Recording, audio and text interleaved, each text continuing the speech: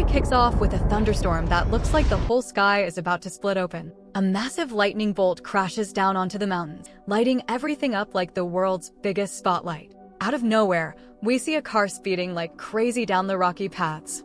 Inside that car is none other than a Ghostbuster. This guy isn't just driving, he's on a mission. He's got a ghost trap in the back seat, and the glowing equipment makes it clear he's just caught something supernatural. But there's a problem. Something invisible is chasing him. You can feel the tension because the car is flying around sharp turns, dirt and gravel spraying everywhere. He finally makes it back home, slams the door shut, but the ghostly force is still right on his tail. He heads out to the field behind his house and sets up a huge trap, trying to lock this thing down once and for all. But just when he thinks he's got it, the device malfunctions, sparks flying everywhere. He panics and bolts back into the house.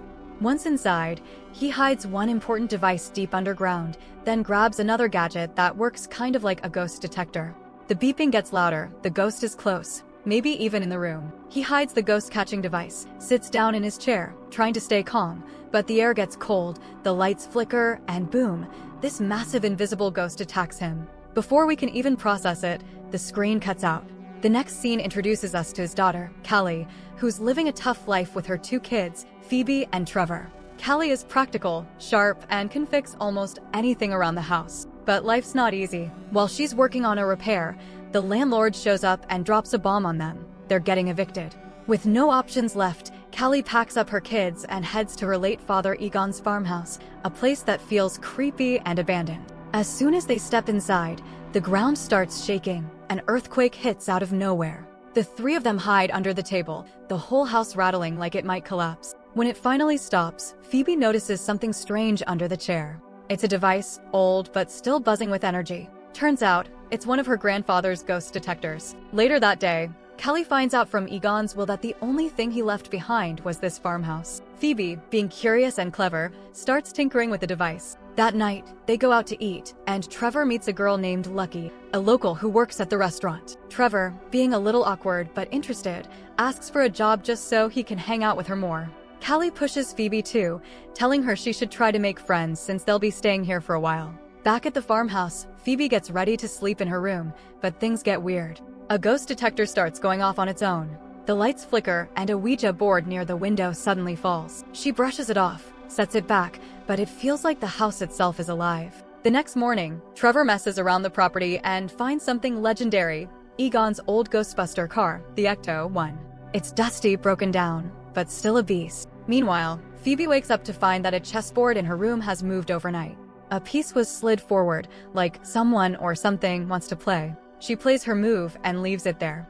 As the days pass, Phoebe gets dropped off at school, where she meets her quirky teacher and a new classmate known as Podcast. Podcast is hilarious. He records everything on his mic and is always searching for weird stories. He and Phoebe hit it off instantly.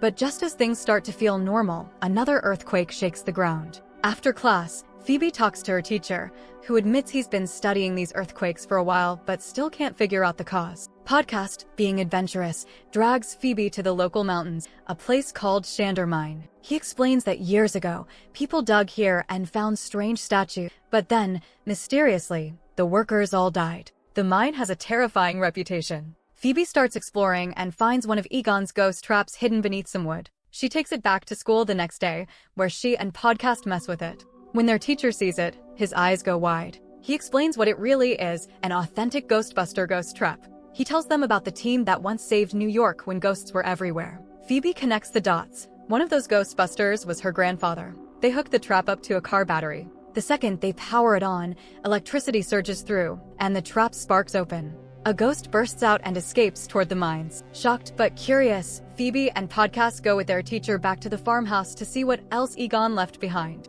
Inside, they find tons of ghost hunting gear, old laptops, and blueprints. Phoebe starts working on repairing the equipment, slowly piecing together her grandfather's secret life. While that's happening, Trevor is out with his friends, including Lucky, hanging near an abandoned site.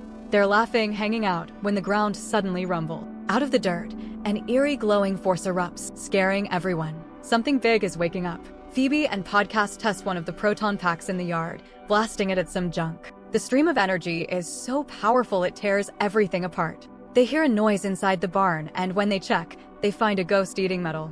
The creature is terrifying, chomping down like it hasn't eaten in centuries. Podcast fires at it with the proton pack, but it's too slippery and manages to escape.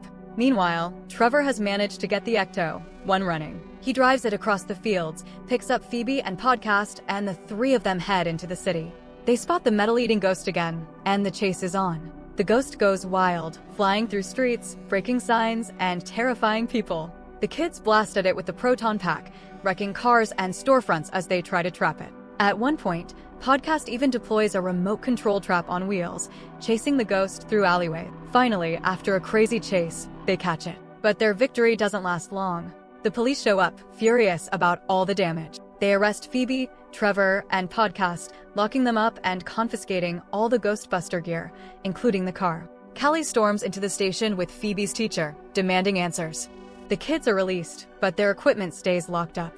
The very next day, the teacher is at a mall when chaos erupts. Mini Stay Puft Marshmallow Men, tiny but deadly, come alive and wreak havoc. At the same time, a terror dog ghost bursts out, chasing him through the store. He barely makes it to his car, but the terror dog leaps on him, possessing him instantly. Meanwhile, Trevor, Lucky, Podcast, and Phoebe head back to the mines, determined to uncover the truth. Deep inside, they stumble upon a massive chamber with ancient carvings and an eerie coffin sealed in the center. The name etched on it? Evo Shander, the dark figure tied to all this ghost activity. Just as they realize how dangerous this is, the ground shakes again. Another earthquake erupts, dust and rocks raining down. They panic, trying to crawl out of the collapsing hole.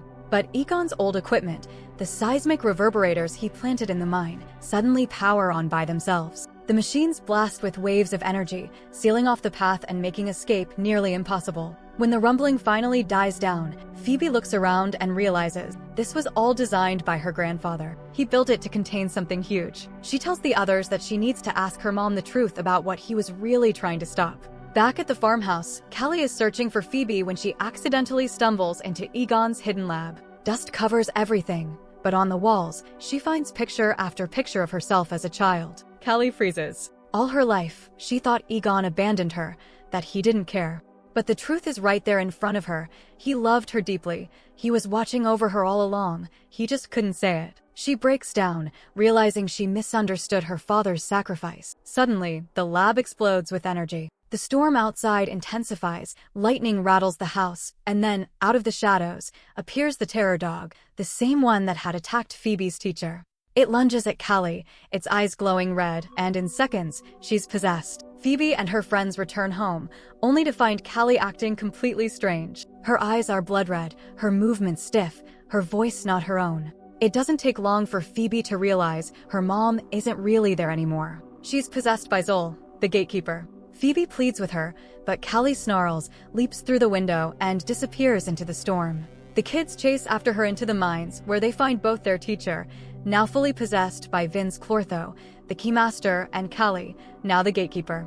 Together, the two possessed hosts perform the ancient ritual and unleash chaos. The seals crack open. Ghosts burst free, scattering across the city in swarms. The once sleepy town is suddenly a nightmare. Back above ground, Phoebe notices the farmland is covered in wires and hidden traps. Her grandfather turned the entire property into a massive ghost prison. She understands now, this wasn't just a farm.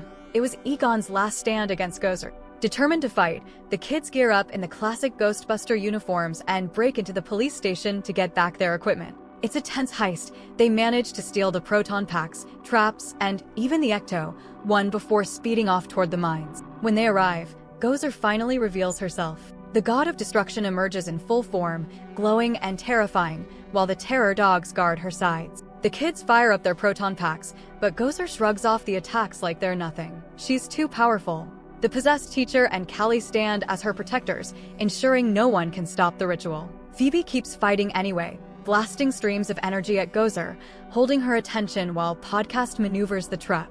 At the perfect moment, he sends the device sliding across the ground. The trap bursts open, sucking in a swarm of freed ghosts. For a second, it works. One of the terror dogs is pulled in, breaking Callie free from her possession. Exhausted but relieved, Callie stumbles back to her daughter's side, fully herself again.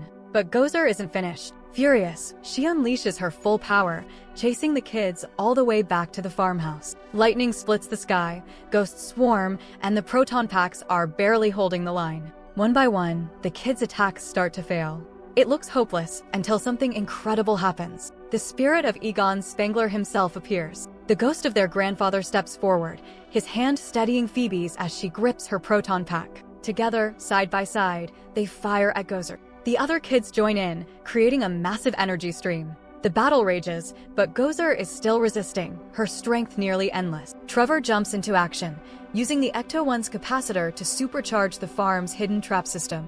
The ground shakes as all the buried traps hum to life, glowing with raw power. But the system needs one final push. Callie, finally understanding her father's mission, throws the switch herself. In an instant, hundreds of traps ignite, creating a blinding surge of light. Ghosts scream as they're ripped out of the sky and sucked underground. Gozer thrashes, roaring in fury, before being pulled apart and trapped forever. The storm clears. The nightmare is over. Breathing hard, the kids look around at the destruction, but also the peace settling over the farm. Egon's spirit turns to them. He doesn't speak, but his eyes say everything: apology, love, pride. He embraces Callie, his daughter, one last time, and she forgives him with tears streaming down her face. The family and friends gather, united, as Egon's spirit slowly fades, finally at peace, free at last. And just like that, the Spengler legacy is restored.